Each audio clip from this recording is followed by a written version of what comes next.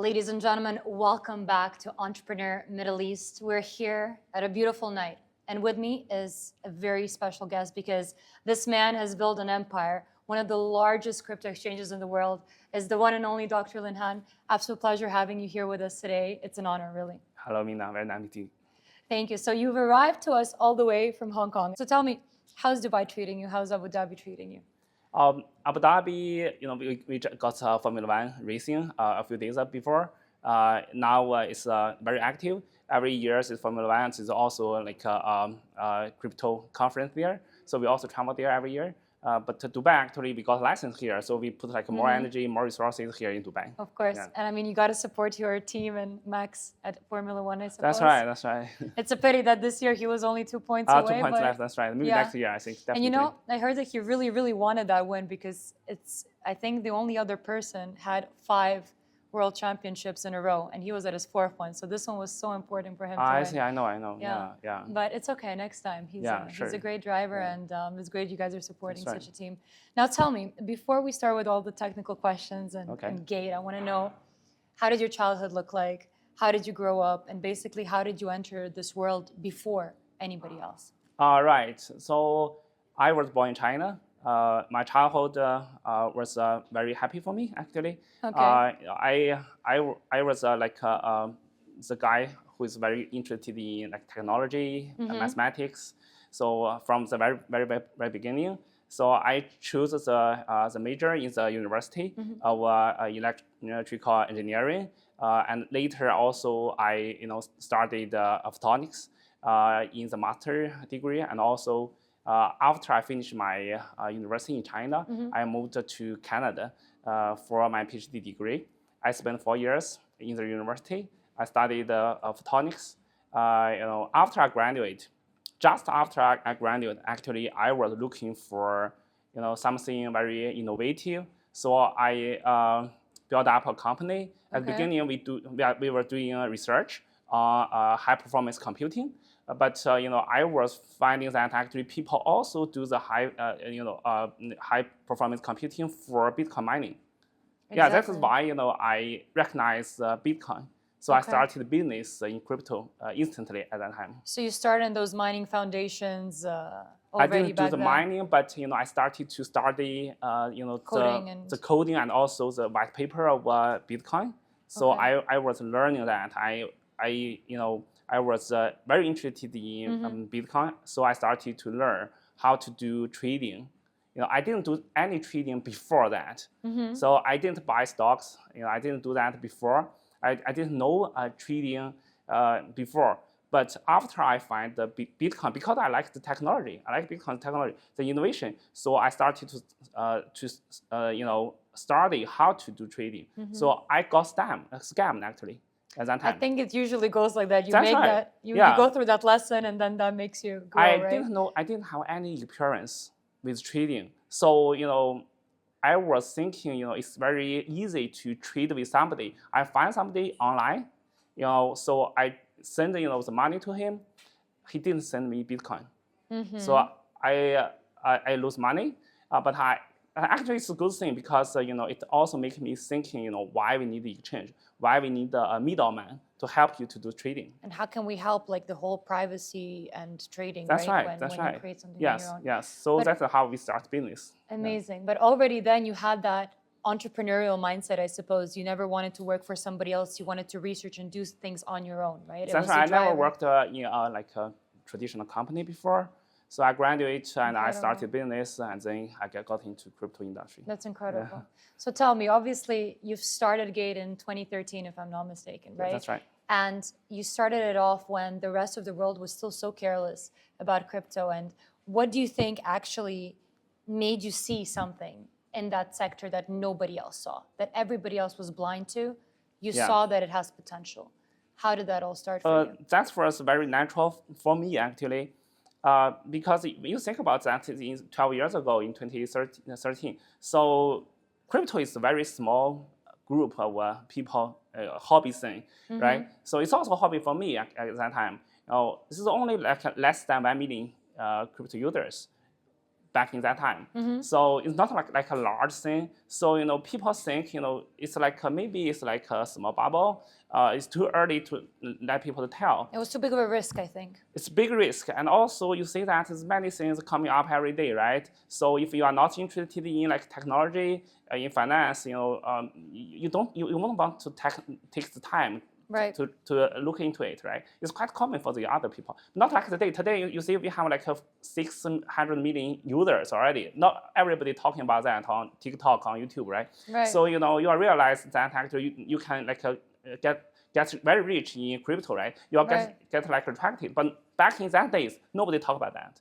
Right. Only a very small group of people, they talk on the internet. I remember there's the forum called like Bitcoin Talk Forum. So, you can talk with a very small group of people. So, but for me, actually, because I have the background in technology, I can read the white paper, I can read the codes, right? I can do the programming. So I checked everything on Bitcoin. So I believe in Bitcoin very easily. This is quite natural for me. Incredible, incredible. And I do have here that, I mean, you're operating at a scale most founders, ladies and gentlemen, have like never touched in their life. There's over 41 million users, nearly $1 trillion in monthly future volumes. What is this kind of responsibility, I have to ask you, do to a person? It's insane numbers. It's huge responsibility. I have to say, operating a cryptocurrency exchange is the hardest thing in the world, I think. The hardest thing in the world. Because, for cryptocurrency exchange, you see that people trade 24 hours a day, 7 days a week, never stop, always. It's always alive. It's 24/7 living, Yes, and also, you see, it's like it's a financial system. People trade with marketing, with the price going up and down all the time, every second, right? You need to make sure the system is super stable. You need to take that responsibility for the users because they trust you to trade here. They don't make any mistake. If you make the mistake for them, you need to pay for them, right? So that's you will lose your own money. You lose your own money for that, right? So it's not easy to operate that exchange. So it actually changes your life a lot. You need to like watch the system all the time, every second. Even you sleep, you need to watch your phone all the time. You wake up, you check your phone all the time, every day. So you need to like find out a way how to do that. Do you it's sleep? Very hard. I sleep, but I have my alarm on all the time. I let people to call me if something happen.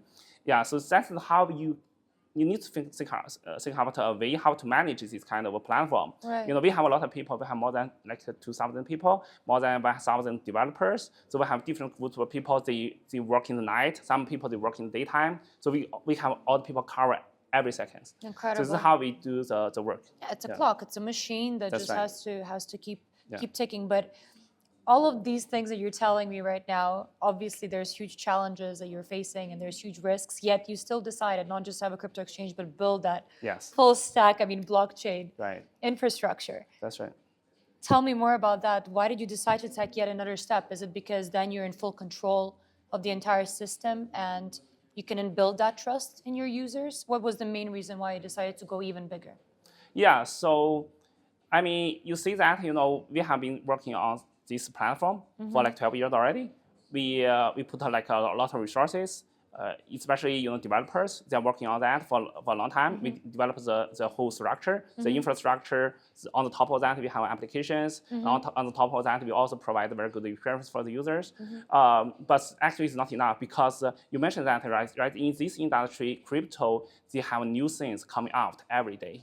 People have new demands, right? You need to refill. So we have to also focus on the new stuff, the new innovation all the time. So you need to update your system. You need to update your functions. You update your user experience all the time for the users, right? So we already have something people like, but it's only for now. We need to think about the future. In the future, we think people are moving to like DeFi, DEX. So we also need to get prepared. We need to build up it takes a long time to build up the infrastructure. So we need to do it right now from today. And constantly be grabbing their attention because otherwise you're just going to lose all your users, they'll move to another platform who can reverse their demand, right? Yeah. Incredible. Now, if you could take a minute to explain to us vertical integration. Yeah, vertical What does integration. that mean? That means actually we need to provide a lot of foundation functions for the users by ourselves. You need to put a lot of energy on that by ourselves, not like depend on the other people, the other companies, because this is a financial system with high technology. So also you need to manage the crypto asset for the users. It's an asset. It's like a internet cash. So it's very dangerous, for the user to manage it. Also, you need to take a big responsibility, to keep for the users. So that's why you cannot trust like the normal person, normal company to do that. So for the core functions, you need to finish by yourself. That's that's why we need to build something vertically. Right. Yes. So do you think it's more about survival or about dominance? That's right. Yes. Or something completely different? Yes, it's different. It's both. Yeah. Incredible. So tell me, what's next then? I think people are looking for new functions, also looking for new ways to use crypto and also exchanges. In the future, I think people are also thinking about they can manage their own funds on DeFi, on DEX, and also maybe they can find some way to do the transaction with the platform in like new way, like AI way. Yeah. And I saw as well that you guys are basically letting anyone turn their idea into a tradable token, right? Yes. So I wanted to ask a little bit about that, obviously. Is this the future of creativity? But at the same time, you're allowing them to do such things, so it might turn into something extremely chaotic at the same time. So how do you manage that? And if you can explain, where did this idea come from as well? This is like a very new idea from us. We are thinking, you see that, from the beginning of this year, memecoin is very hot, right? Very hot topic. Even, President Trump also released the new tokens called Trump, right? So it's a very hot topic, and everybody can think about a new token. Everybody can launch a token in 1 second, right? They don't need to build up a team to help them to develop the infrastructure. It's very easy to launch a token. But it's very scary at the same time. Yeah, it's very scary. But you see that, maybe you don't know the number, but every day there's like more than 50,000 new token launched on chain. And how many of them do you think are scams? 99% of them. Incredible. They're garbage. And how can you differentiate? It's hard. You need to do your own research. Usually we see that, but it's very hard. Every year there's like more than 10 million new token launched on the platform. But although it's very risky, right? But we think it's a good idea actually. When you think about memecoin, people are crazy about that. People want to work with that. But when you combine the memecoin concept with the medium, with social medium, actually you can encourage people to generate like more useful content. That's the way how we think. So we want to build up like a new social media platform, but it's memecoin driven. Okay. Yeah. So people can create a memecoin. But we want it not a useless memecoin. We want it to be like a useful memecoin. So you can encourage people to work with you as the same community. They can also contribute the content on the social media with you.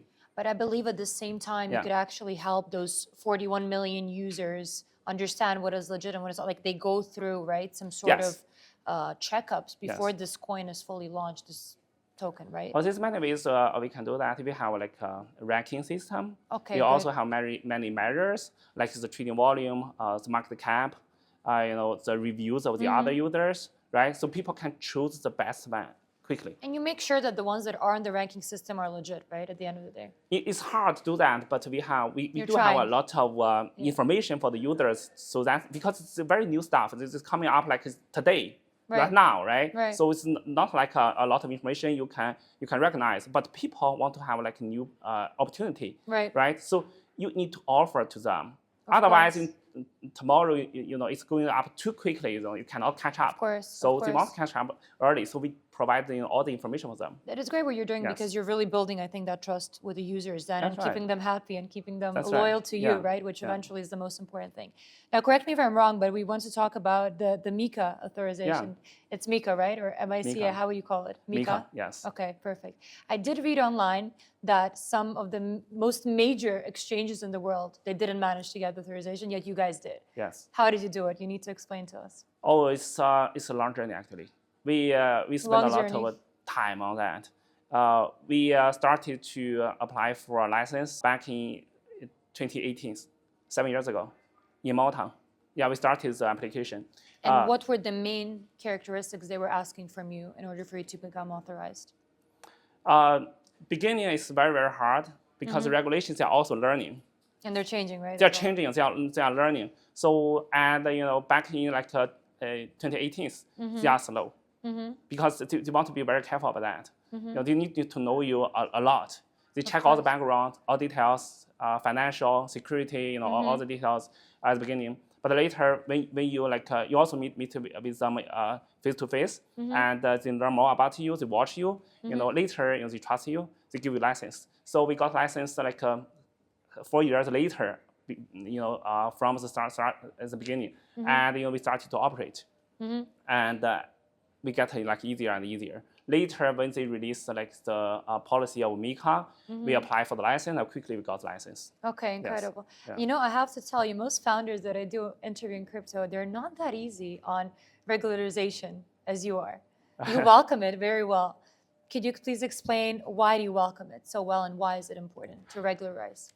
So when we started business 12 years ago, there's no regulation. Exactly. No regulation. So it's very easy for you to operate your business. So you depend on your own appearance. You develop the product. You provide service to the users. You also block the hackers. You do anti-money laundering by yourselves. But later, the industry growing larger and larger. More and more the normal users. They want to get into this industry. So we are thinking, yes, we need to protect them. It's hard, and you see that not only us, but also the other service providers. They're also trying to service people in this industry. So there's no a standard, right? So everybody they can do what they want. So I do think it's too risky.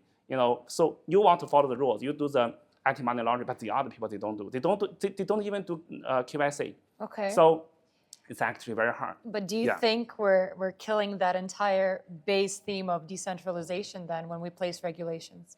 I think we need to work with the regulators in a way we can accept this method, so that we get regulated, we block the risks, but we also have keep the innovation in this industry. Okay. Yes. Okay. So I think it's not your choice. You have to think about that. It's already big enough. You need to accept that, right? We need to place rules into everything. That's right. We need to do that. Yes. But under also specific, I think, boundaries and borders, not to go overboard and to create yet another centralized environment, which is what we don't want. Yes. Right. Yes. Where do you think is going to be that next big region for Web3? What's going to be the next big capital? I think US for sure, because they have the innovations, they also have the capital power, right? And also in Asia, I think Hong Kong and Singapore, they are very open to Web3.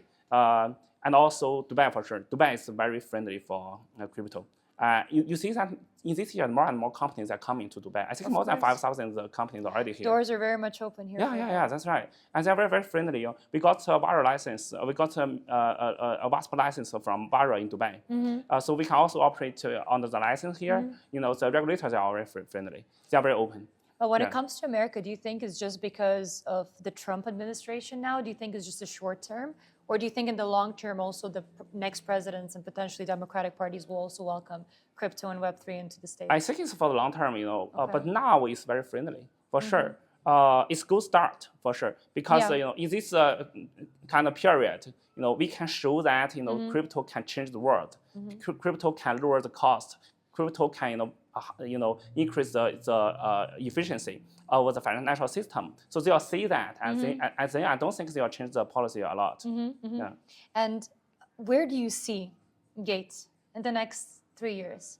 I'm not sure whether you make your plans on a yearly basis or a decade basis or a daily basis, but let's say in the next 5 years' time, what would be your dream for Gate? For 5 years, in this industry, even it's a very long time. You see, the whole industry only like. So we talk about next month, right? Next month, yeah, that's right. But 5 years for sure, we are thinking about that. What we can do. We need to prepare for the future. Right. We need to do the things right now to prepare for the future. So you see that people want to treat a lot of things, not only crypto but also the traditional right. Stocks or gold, right? Actually, I think in the future for sure, like every digital asset will be tokenized. Okay. And they will be put on chain. People can trade. We can provide crypto trading service. We can also provide service for the other tokenized like asset, right? Okay. So I think people will trade on Gate more and more. Okay. And also I think we will provide also backing services for the users. Incredible. In 5 years for sure. And at the same time, I think people will use another way to work on the cryptocurrency exchange. They won't like treat like professional traders like now, right? They need to click a lot of buttons, check a lot of numbers. It's going to be very way hard, more right? efficient. Yes, it will be more efficient. Like you can tell the exchange what you want. Like you tell us your intention. You want to buy 1 Bitcoin, we do that for you. Okay. Yeah, you want to like do the other stuff, do the other calculation, tell us, we'll do that. Okay. And so I suppose AI will help a lot as well. AI will help us to do that for you in the future. Yes. Now, we did start off our interview talking about Max Verstappen and Formula One. I do have a picture here that I prepared for you, which is yet another incredible team. Wow, yeah. Incredible team. From Inter Milan, yes. That you've partnered up with. Tell me a little bit about this story and what this means to you. Oh, yes. So, from last year, we started thinking that, we need like more awareness. We need to do like more branding. We are thinking, how to do that. So we got the idea, actually, we can do the sponsorship of football because they have like more user base. And also, they are chasing the speed, right? So, we talk with different teams. And, finally, we find that Inter Milan, they are very interested in Web3. Incredible so we are very good relationship. So we decided to do the sponsorship. Beautiful. Yes. And I do feel like, when you look at Inter Milan, they believe in teamwork and in tech and in innovation. Right. So you guys are very much aligned, I think. Yes, very similar. Views. Beautiful. Yeah. Now, we do have to end our interview soon, but I do have some fun questions for the end for you that I think our viewers would love to know. So you can answer them quickly, no need for long answers, but give us your taste on things. Yeah. In 10 years, what is money? Is it still cash, banks, or do digital assets completely take over? I think money is digital cash. It's like Bitcoin, like crypto, it's digital cash on the internet. Okay. Yeah, every the other assets will be tokenized and also put on chain. Okay. Yeah. Do you think that crypto exchanges will be alive in 2030, or does everything move to fully on-chain? I do think it will still exist because now all the exchanges they are combining CeFi and DeFi together. We provide the same service to the user. They only tell us what they want. We can choose the best service on CeFi or DeFi for them. And the feedback is important. Yes, that's right. What actually brings the next billion people into crypto? And what's stopping them today, in your opinion? I don't think we can bring them to crypto in one day. You need a lot of time to do that. Unless something very bad happen on the traditional financial system, but I don't think it will happen in the short term. So, but we do have the ways to bring them here because you will see that crypto is very powerful. We can lower their cost and also increase the efficiency. More and more people will move to crypto. Okay. Yeah. Well, everything that we own, houses, stocks, art, would all of that end up being tokenized and on-chain, in your opinion? I think at the beginning, all the digital things will be tokenized very quickly in a few years. House, the other stuff, hardware stuff, I think will be slower. Okay. Yeah. Last but not least, by 2030, how do you think people's relationship with money itself will change? I think people will have like an easier way to do the investment. Not like before, but they also need to be very careful about that. So they need to find some platforms they trust to do the investment. Okay, incredible. Now, at the end of all of my interviews, I have this little question card game show where basically you have to pick one of the questions and answer it on the go for the end. I'm going to mix and match. They're all entrepreneurial questions. Okay. Don't be afraid. They don't bite. You're not going to cry, I promise. Read it out loud. Yeah. What did your first big mistake as a founder teach you? Tell us. What was your first big mistake? Actually, I overestimated myself. I underestimated the enemies at the beginning of the first few years. Okay. So I didn't build up the security system enough. Okay. So I lost a lot of money, Okay. lots of crypto. So at the beginning, so it actually affected me a lot. Okay. Yes. Okay. Since I liked your answer, we're going to do one more and then we're going to finish. So what's one trait every founder must have? The characteristics that you think Yes. every founder must have to basically be successful. That's right. I think, as a founder, you need to be strong enough. Okay. Very, very strong. In crypto world, every thing happening every day, very, very hard to handle because new stuff, from the users, security, even the regulators. Okay. So you need to face, you need to solve. So you need to be very strong every day. Of course. Yeah. And how would you define success if you could? I think, I didn't know myself very well before, but later after I experienced a lot of stuff, I realized I'm stronger and stronger. Of course. Yes. Of course. Yeah. Dr. Han, what a pleasure. What an honor Yeah. interviewing you. Thank you for coming over to Entrepreneur Middle East. We hope to many more interviews with you, and I honestly wish you the best of luck, as well as Inter Milan and Max Verstappen. I wish them the best of luck as well. That's right. And thank you so much for coming. Thank you, Mina. Thank you. Yeah, Thank you. thank you.